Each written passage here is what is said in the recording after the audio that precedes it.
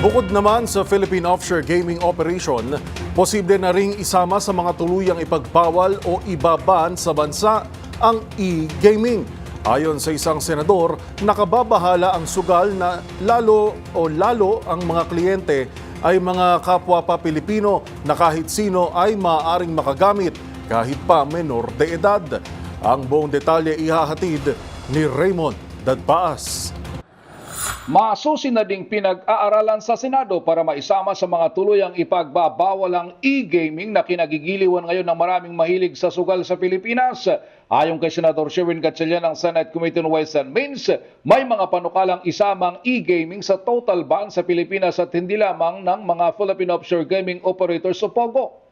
Paliwanag ni Gatchalian, mga kapwa Pilipino na mga kliyente sa e-gaming at hindi gaya ng POGO na mga dayuhan.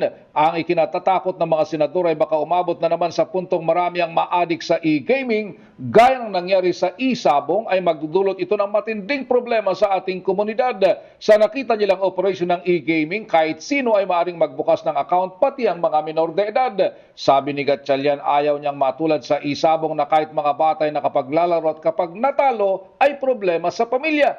Lalo na kung ang mga law enforcement agencies gaya ng mga pulis ang malulong sa e-gaming ay mas nakatatakot.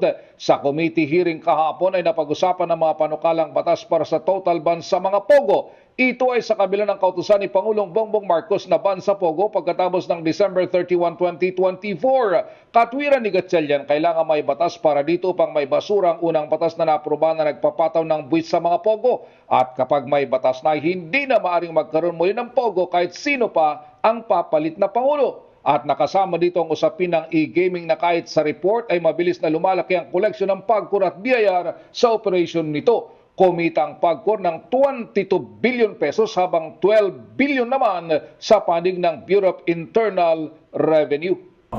Ang problema dito kung yung mga, let's say, enforcement agencies natin, mga police, no, magkaroon ng maraming utang dahil nga sa pagsusugal, malaking problema tayo dyan. Yung mga bata, kung sila ay malulong o ma-addict sa mga e-gaming, magkakaroon tayo ng malaking problema sa lipunan natin sa society. Para sa MBC Network News, ito si Raymond Dadpaas, una sa Pilipinas, una sa Pilipino.